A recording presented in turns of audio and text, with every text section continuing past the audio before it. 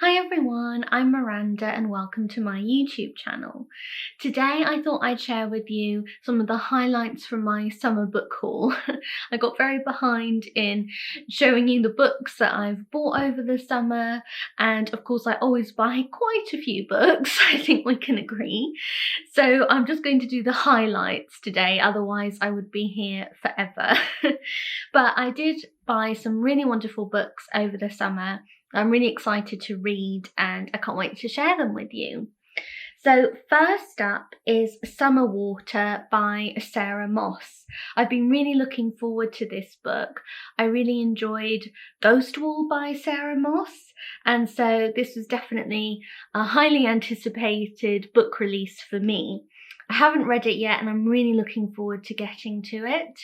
I've mentioned in previous videos that I love books that are set in the course of one day, and Summer Water is one of those books. So the events of the novel take place over only one day. It's set in Scotland, in a sort of chalet park in Scotland, I think, and the sort of people on holiday in the chalet park start observing each other, and I think strange things start happening. It sounds a bit of a spooky read, and I think she does sort of atmosphere and rising tension so well. So I'm really excited to read this one.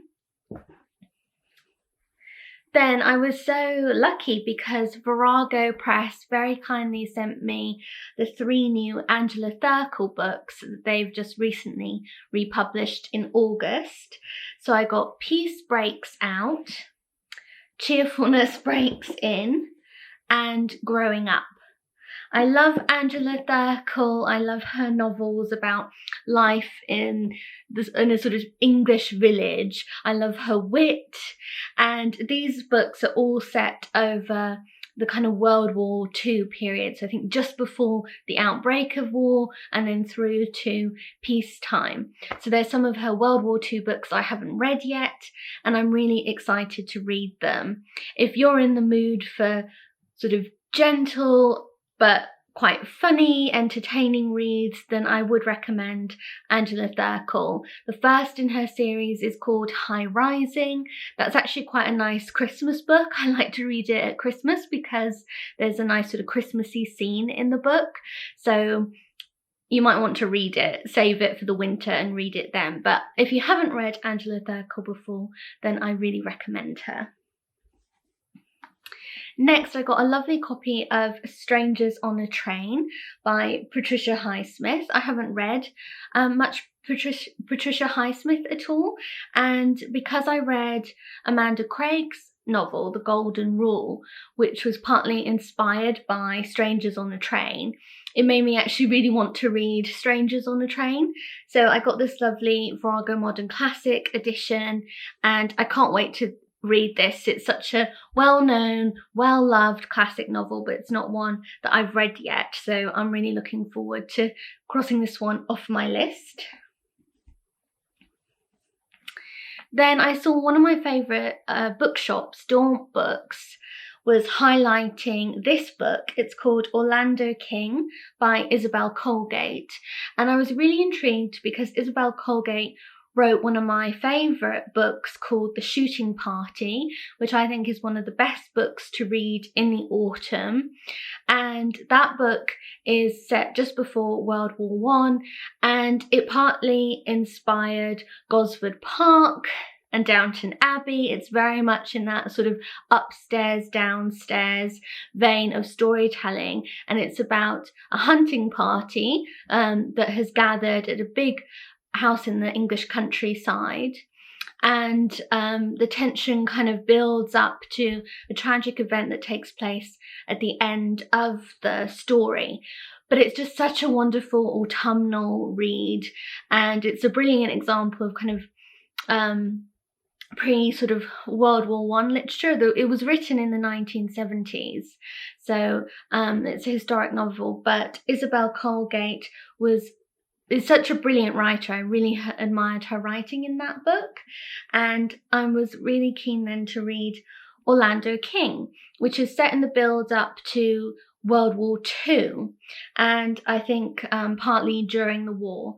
And it's about a young man who has this sort of meteoric rise to success, but it all comes crumbling down, and his daughter is left to sort of pick up the pieces of his empire. At least that's the feel that I get from reading the synopsis of this. So it sounds really interesting. Like I said, I love her writing in The Shooting Party, so I'm really curious to read this book. Then I was sent this book, the guest book by Sarah Blake by Penguin, and I'm really looking forward to reading this one. I've heard lots of people have really enjoyed it. A lot of people loved The Post Mistress by Sarah Blake, and this one sounds really good too. It actually reminds me a bit of The Sound of Orlando King, although this is set in New York, but it's about the demise of a powerful family, and is one of those sort of family saga type books. So I think it's set in the sort of 1950s. It sounds like from the kind of 1930s through to the late 1950s. So that's certainly a period that I really enjoy, and I love a New York City setting as well. I was in New York last summer, so this will probably take me back to my holiday, which will be really nice. So I'm looking forward to reading this too. Then another book I bought myself is called Writing Wild by Catherine Alto. It says, women poets, ramblers and mavericks who shape how we see the natural world.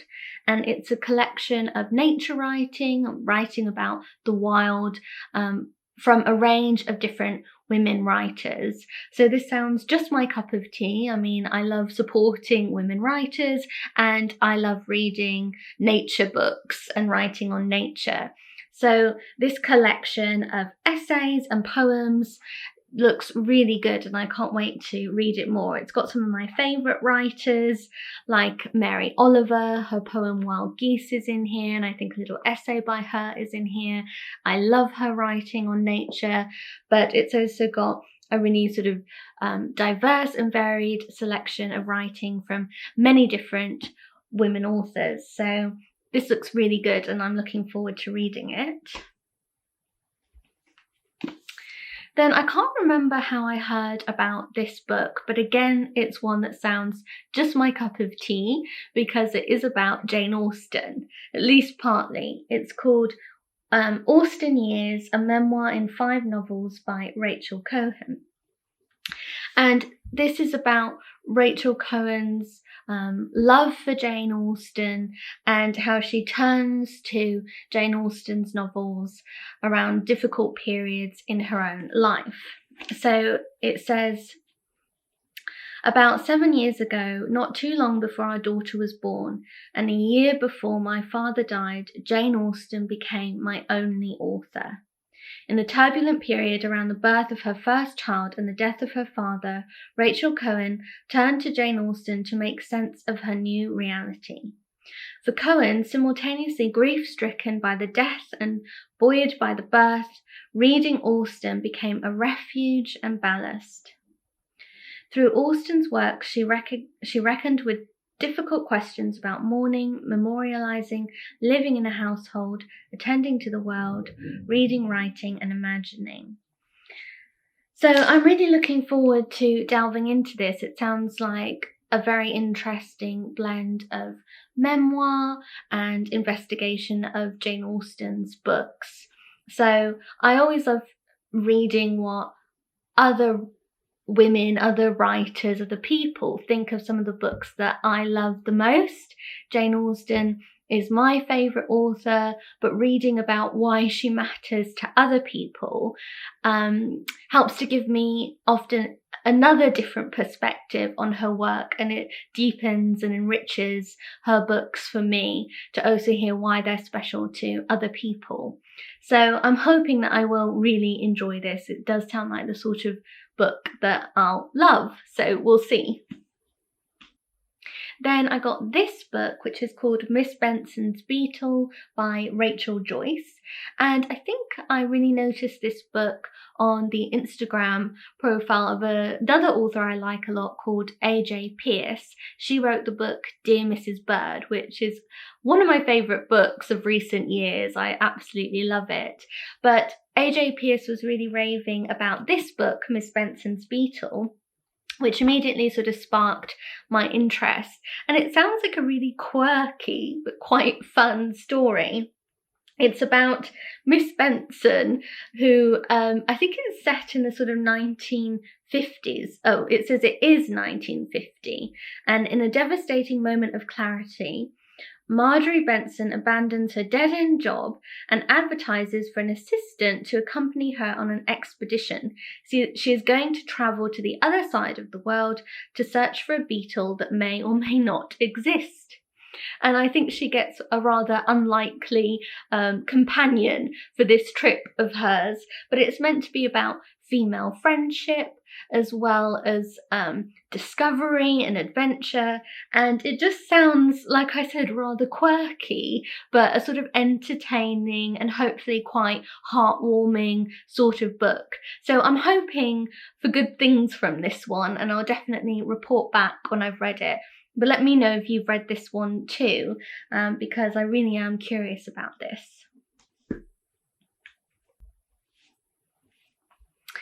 And then this was one of the first books that I bought in our local bookshop, amongst a few others, I hasten to add. But this is one of the first ones, so it will always have a special memory for me, which is lovely. But it's called The Vanishing Half by Brit, Bennett. And I feel I'm really late coming to this book. So many people have read and reviewed and raved about this. It's been on the bestseller lists. So I'm really excited to read it, and I just blame my sort of crazy summer as to why I haven't yet read it, because I'm really looking forward to it. So hopefully I'll get to it very soon. It's a really interesting sounding premise. It's about two young black women who are twins, and one grows up and decides to pass as a white woman, and the other very much embraces her black identity. So it sounds a really interesting book about siblings, sisters, twins, and as well as sort of identity and culture. So I'm really looking forward to reading this, and there have been so many good reviews that I'm sure I will enjoy it. So can't wait to get to that one. Then I was sent this book by Picador, The Gospel of the Eels, A Father, a Son, and the World's Most Enigmatic Fish by Patricia Stenson. This has just recently been translated into English from Swedish. It's already been an international bestseller, so it's certainly coming very highly praised, and it sounds really interesting. I think not only is this book about eels, but it's also about a father and son relationship. It's also about grief after the loss of a parent, and about some of those sort of complicated paternal relationships. So I'm really interested to read this. It's come really highly praised, and it sounds like quite a fascinating book. So I'm looking forward to getting to this one too. And then another non-fiction book that I bought myself is Always Home, A Daughter's Recipes and Stories by Fanny Singer. Fanny Singer is the daughter of food icon Alice Waters, and I'm really looking forward to reading this. For one, I really admire Alice Waters, so it would be quite interesting to look at her through the eyes of her daughter. For another, I love books that are kind of about food, that sort of memoir, and this is very much that type of book. There are sort of family recipes, that are scattered all through the book, so I love that. I'm looking forward to reading it for that reason too, but also as I have such a close relationship with my own mother, and part of our bonding has definitely come through not only reading a lot together, but also cooking together. My mum taught me how to cook. She's always made a mealtime a special time. It's a real moment of sort of family bonding for us to come together over a meal, whether it's just her and I, or also with our larger family. So I have lots of happy memories associated with my mum and with food, and that's a big part of our relationship. So I really understand that perspective, and it sounds like Fanny Singer also has a very close relationship with her mother Alice, and of course there's a strong bond between them through food, and I'm just really looking forward to reading this. I think again this will hopefully be quite a heartwarming, joyous sort of read, and I'll definitely be interested in looking at the recipes too as I go. So yeah, I've started this one and so far I'm enjoying it. It'll probably be one I'll read quite slowly, but it'll be a nice book to kind of pick up and put down in the months ahead, I think. And then finally, another Jane Austen related book, but this is fiction, and that's the Jane Austen Society by Natalie Jenner. I have to say I started this, and from the first few pages I wasn't loving it, but I don't know if I just wasn't quite in the mood for it at the time. I definitely want to return to it and try it again, because for one thing I've seen reviews from people who seem to have really enjoyed it.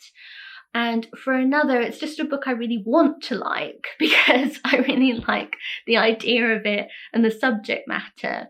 It's set just after World War II, and it's about a very sort of disparate group of people who find that a real common interest of theirs is their love for Jane Austen.